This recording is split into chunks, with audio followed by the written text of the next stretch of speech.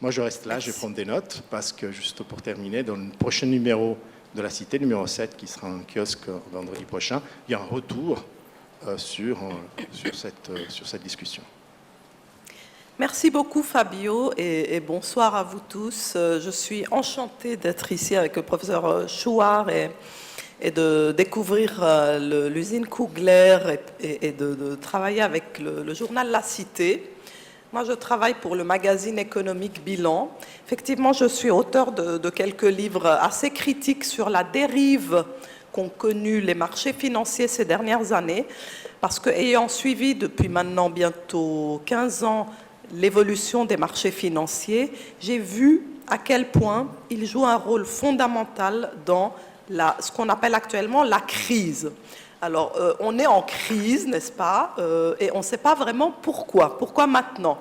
Par exemple, vous avez tous constaté que tout d'un coup, la Grèce était en crise. Est-ce que quelqu'un peut me dire, à son avis, à votre avis, qu'est-ce qui a déclenché la crise grecque? Pourquoi tout d'un coup, c'est une énorme crise?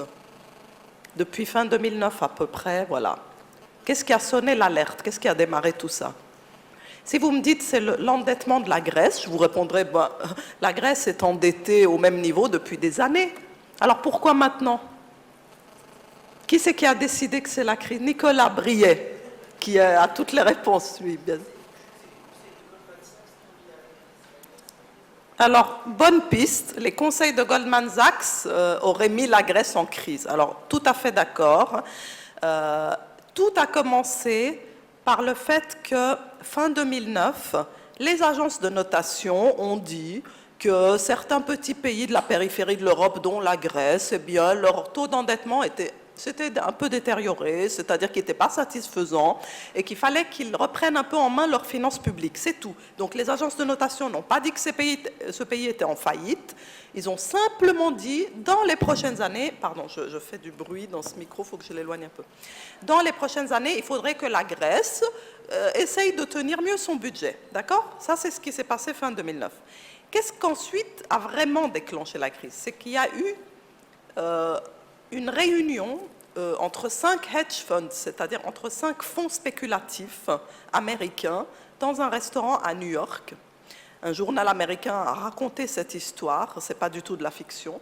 5 fonds, dont le fameux George Soros, qui est celui qui avait fait couler la Banque d'Angleterre à l'époque et qui avait gagné 2 milliards sur une opération où il avait dévalué la livre sterling dans les années 70. Alors, ce fameux Soros, avec quelques autres spéculateurs et raideurs américains, décide que, maintenant que la crise des subprimes américaines est passée, il faut qu'il trouve une nouvelle proie pour se faire énormément d'argent. C'était en février 2010 exactement, dans un restaurant new-yorkais, qui fait des très bons steaks, paraît-il. Et ces gens-là ont décidé de manière concertée, et j'insiste sur ce mot, d'attaquer l'euro à travers d'abord la Grèce et ensuite tous les autres petits pays périphériques. L'idée étant que si vous faites couler un petit pays comme la Grèce, il y aura effectivement un phénomène de panique sur les marchés qui fera que les autres pays voisins vont être contaminés, si on veut, parce que les investisseurs vont vendre aussi leurs titres sur ces pays et que ces fameux spéculateurs vont pouvoir s'engraisser à l'infini sur, en réalité, la faillite de la périphérie de l'Europe, voire de l'Europe entière. Quelque part, George Soros essayait de recréer le même coup qu'il avait fait et qu'il a rendu milliardaire dans les années 70. Alors, ça a été peu raconté, ça n'intéresse pas grand monde. Quand vous en parlez au secteur bancaire et financier, à des gens qui travaillent à Genève dans le métier de la finance, ils vous disent « Mais non, tout ça c'est très marginal, ça n'a rien provoqué. » Et pourtant, on sait très bien que ces hedge funds, par la suite, ont massivement vendu la dette. Parce que ce que font les spéculateurs, c'est qu'ils gagnent de l'argent sur la baisse de la dette ou la baisse des actions d'un pays. Vous pouvez vraiment gagner à la baisse si vous pariez, si vous faites des paris avec des instruments dérivés, vous pouvez gagner sur la chute, sur l'effondrement d'un marché. Et c'est comme ça que de très nombreux millionnaires et milliardaires se sont constitués ces dernières années grâce à la crise de l'Europe. Ce sont des faits, j'ai les chiffres, je sais de quels fonds il s'agit, de quels gérants, de fonds spéculatifs. On les connaît, ce sont des Anglais et des Américains pour la plupart. Et ils maîtrisent parfaitement l'art de la spéculation. Donc, ils se sont mis à accumuler des positions vendeuses records entre fin 2009 et début 2010, positions records contre la Grèce. La ministre de l'économie grecque de l'époque s'en est d'ailleurs émue parce qu'au niveau du gouvernement grec, ils peuvent voir les mouvements qu'il y a sur leur dette quand même. Ils ont dit qu'est-ce qui se passe. Notre dette fait l'objet d'une sorte de pari baissier féroce tout d'un coup. Effectivement, ces attaques, qu'est-ce qu'elles ont provoqué? Pourquoi ces attaques peuvent vraiment couler un pays? Parce que quand vous vendez très massivement la dette d'un petit pays comme ça, les taux d'intérêt que doit payer ce pays sur sa dette, ils explosent. Parce que si l'obligation d'État, l'obligation souveraine coule, le taux d'intérêt monte automatiquement. Donc, c'est comme ça que tout d'un coup, la Grèce se retrouve à payer 7% à cette époque-là et jusqu'au taux complètement ridicule et absurde de 20% récemment. Et donc, de facto, la Grèce a été éjectée du marché des capitaux. Elle ne pouvait plus se financer sur le marché international de la dette internationale, si vous voulez. Donc, ça vient des marchés. La Grèce était en crise à travers les attaques spéculatives anglo-saxonnes. Comme l'a remarqué Nicolas, ici présent, Goldman Sachs avait conseillé la Grèce à adopter des instruments très complexes que c'est Goldman Sachs qui avait montés pour cacher la véritable situation de son endettement au reste de l'Union européenne. Donc, Goldman Sachs avait, dans un premier temps, à partir des années 2000, aidé la Grèce à réduire en apparence son véritable endettement. Pendant ce temps, qu'a fait Goldman Sachs? Goldman Sachs est allé voir les hedge funds qui étaient ses clients, ces fonds spéculatifs avec lesquels elle travaille, et elle leur a dit, vous ne savez pas quoi, j'ai une info très intéressante à partager avec vous. La Grèce est beaucoup plus endettée qu'elle ne l'est en réalité. Donc, délit d'initié, voilà, oui, tout à fait, ça s'appelle délit d'initié. La Grèce a partagé, Goldman Sachs a partagé cette information avec ses clients, ce qui a permis à des fonds spéculatifs d'attaquer cette dette à l'avance, sachant que les vrais chiffres de la Grèce allaient être révélés début 2010. Donc, on incite la Grèce à adopter des instruments trompeurs qui vont ensuite l'amener à se retrouver plus endettée qu'elle ne l'était. Ensuite, on profite des problèmes que ça génère et on partage cette information avec d'autres fonds spéculatifs. Et alors, après a commencé une espèce de dépeçage de la dette grecque.